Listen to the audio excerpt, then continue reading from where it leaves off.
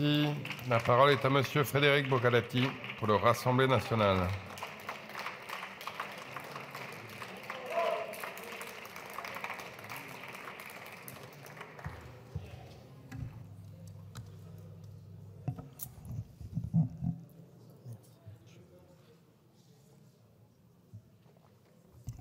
Monsieur le Président, Madame la Ministre, Monsieur le Vice-président de la Commission, Monsieur le rapporteur, chers collègues. En 1889, la France voit émerger les premiers logements sociaux.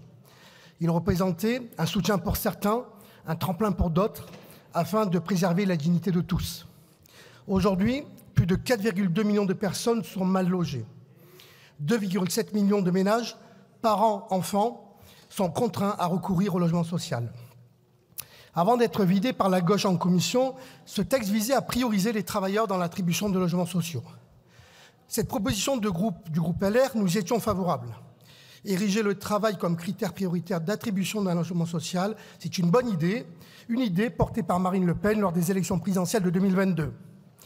Si vous avez une nouvelle fois copié le programme du Rassemblement national, chers collègues LR, vous en avez oublié l'essentiel et j'y reviendrai un petit peu plus tard.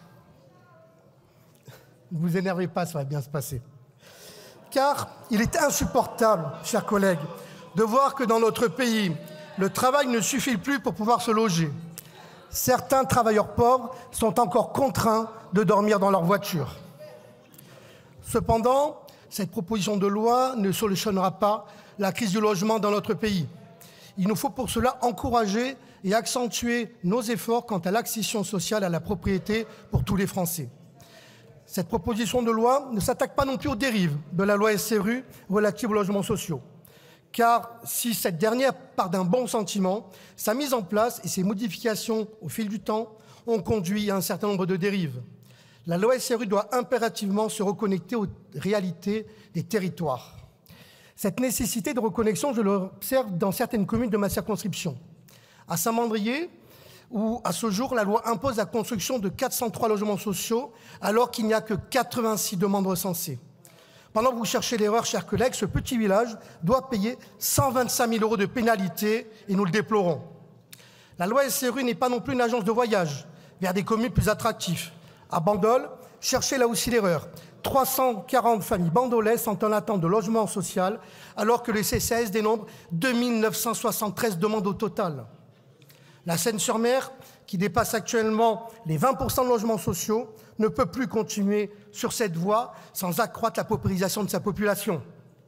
Dans ma circonscription, ces trois problématiques différentes illustrent parfaitement la déconnexion de l'actuelle loi SRU aux réalités des territoires. Avec mon collègue Franck Alizio, nous avions déposé une proposition de loi qui évoquait les problématiques découlant de la loi SRU. Manque et cherté du foncier, bétonisation massive, logique du stock quand nous préférons défendre celle du flux. Cette loi SRU ne tient pas non plus compte d'un certain nombre de contraintes environnementales imposées aux maires. Espace Natura 2000, zone agricole, zone inondable, loi ZAN, loi littorale, etc., etc. Cette PPL ne s'attaque pas non plus au désordre qui règne dans nos quartiers qui concentrent beaucoup de logements sociaux. Les personnes condamnées pour des faits graves de trafic de drogue ou de violence ne doivent plus pouvoir en profiter. Il en va de même pour les familles de mineurs délinquants qui cassent, agressent et parfois tuent. Nous tenterons donc par voie d'amendement de pallier cet oubli. S'il faut évidemment prioriser les travailleurs dans l'attribution de logements sociaux, il faut également s'attaquer aux dérives observées, sous-location illégale, occupation injustifiée, fausse déclaration, occupation par des ménages non éligibles, des dérives qui ne me semblent pas déranger certains députés du nouveau Front populaire qui n'ont pas hésité à y participer en occupant des logements sociaux malgré leur indemnité parlementaire ou encore en les sous-louant à des membres de leur famille. Enfin, point fondamental, lors de votre plagiat, chers collègues LR, du texte de Marine Le Pen, une idée essentielle a été oubliée, faire de tous les citoyens français les privilégiés dans leur pays. Il est grand temps de faire valoir le principe de priorité nationale dans l'attribution de logements sociaux. Cette mesure est plébiscitée par 70% des Français. Chers collègues, le système est à bout de souffle. Certains essaient de masquer une réalité, celle de la surreprésentation d'une population immigrée dans nos parcs de logements sociaux.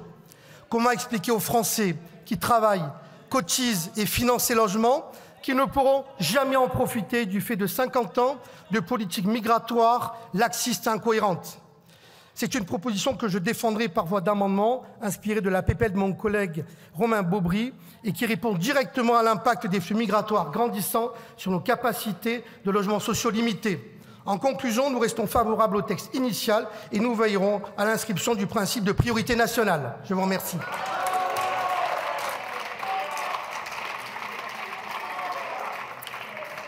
La parole